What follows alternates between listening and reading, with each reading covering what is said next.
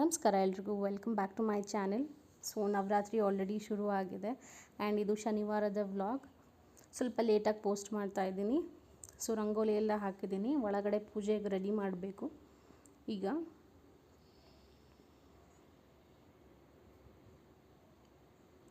And ದೇವ್ರಿಗೆ ಬೇಕಾಗಿರೋ ಹೂ ಕೂಡ ಎಲ್ಲ ಎತ್ತಿಟ್ಟಿದ್ದೀನಿ.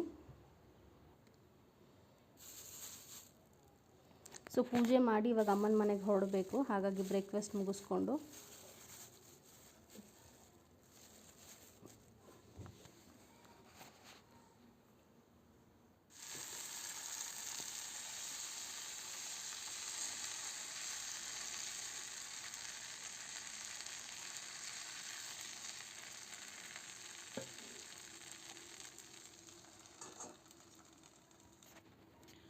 ಸೊ ದೋಸೆ ರೆಡಿ ಆಯಿತು.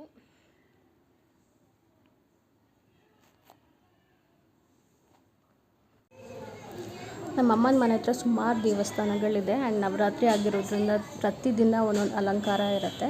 ನೋಡಿ, ಇವತ್ತು ಕೂಡ ಎಷ್ಟು ಚೆನ್ನಾಗಿ ಅಲಂಕಾರ ಮಾಡಿದ್ದಾರೆ. ಇದು ಗಂಗಮ್ಮ ದೇವಸ್ಥಾನ ಆ್ಯಂಡ್ ನಾವು ಹೋದಾಗ ಈವ್ನಿಂಗ್ ಆ್ಯಕ್ಚುಲಿ ಪೂಜೆ ನಡೆಯೋದು. ಸೊ ಸಿಕ್ಕಾಪಟ್ಟೆ ರಶ್ ಇತ್ತು, ಪ್ಲಸ್ ತುಂಬ ಮಳೆ ಬೇರೆ ಬರ್ತಾ ಇತ್ತು. ಸೊ ಸ್ವಲ್ಪ ಜನ ಹೊರಗೆ ಕೂಡ ನಿಂತಿದ್ದರಿಂದ ನಾನು ಸ್ವಲ್ಪ ವಿಡಿಯೋ ಶೂಟ್ ಮಾಡಿಕೊಂಡೆ. ಈ ದೇವಸ್ಥಾನ ಅಂತೂ ತುಂಬ ಚೆನ್ನಾಗಿದೆ. ನಾನು ಯಾವತ್ತಾದ್ರೂ ನೆಕ್ಸ್ಟ್ ಟೈಮ್ ಯಾವಾಗಾದ್ರೂ ಕಂಪ್ಲೀಟ್ ದೇವಸ್ಥಾನ ಒಂದು ಸಲ ತೋರಿಸ್ತೀನಿ. ಹಬ್ಬಗಳ ಟೈಮಲ್ಲಿ ತುಂಬ ಜನ ಇದ್ದಾಗ ವಿಡಿಯೋ ಶೂಟ್ ಮಾಡೋಕ್ಕೆ ತುಂಬ ಕಷ್ಟ ಆಗುತ್ತೆ. ಸೊ ಈ ದೇವಸ್ಥಾನನ ಮುಗಿಸ್ಕೊಂಡು ನೆಕ್ಸ್ಟ್ ನಾವು ವೆಂಕಟೇಶ್ವರ ಸ್ವಾಮಿ ದೇವಸ್ಥಾನಕ್ಕೆ ಹೋದ್ವಿ. ತುಂಬ ಮಳೆ ಬರ್ತಾಯಿತ್ತು. ಆಲ್ಮೋಸ್ಟ್ ಗಂಗಮ್ಮ ದೇವಸ್ಥಾನದಲ್ಲೇ 1.5 ಗಂಟೆ ಇದ್ವಿ ನಾವು ಮಳೆಯಿಂದ. ಇದೆಲ್ಲ ದೇವಸ್ಥಾನ ಸ್ವಲ್ಪ ಹತ್ತಿರನೇ ಇರೋದು. ಸೊ ಅಲ್ಲಿಂದ ಮಳೆಯಲ್ಲಿ ನಿಂತ್ಕೊಂಡೆ ಈ ದೇವಸ್ಥಾನಕ್ಕೆ ಬಂದ್ವಿ. ಇಲ್ಲೂ ಅಗೇನ್ ಆಲ್ಮೋಸ್ಟ್ 3/4 ಗಂಟೆ ಇದೆ ದೇವಸ್ಥಾನದಲ್ಲಿದ್ವಿ. ಅಲಂಕಾರ ಮಾತ್ರ ತುಂಬ ಚೆನ್ನಾಗಿತ್ತು.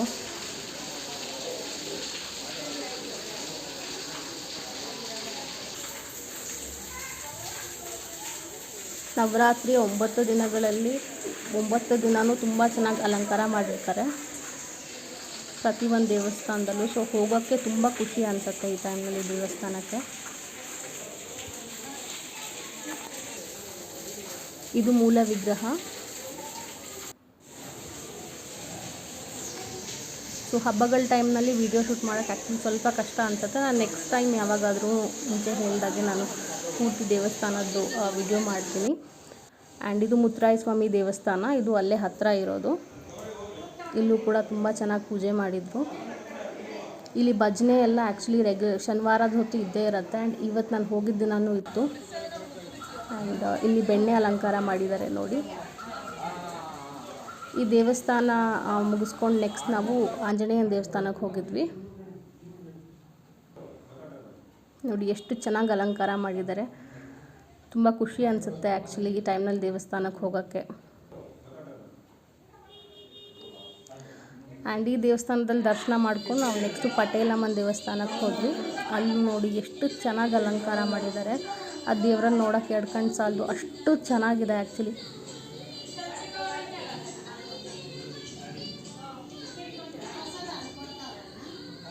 ಸೊ ನಾವು ಈ ದೇವಸ್ಥಾನಕ್ಕೆ ಹೋಗೋಷ್ಟರಲ್ಲಿ ಆಲ್ಮೋಸ್ಟ್ 10 ಗಂಟೆ ಆಗಿತ್ತು. ಸೊ ಹಬ್ಬ ಆಗಿರೋದ್ರಿಂದ ಯೂಶ್ವಲಿ ತೆಗ್ದಿರ್ತಾರೆ.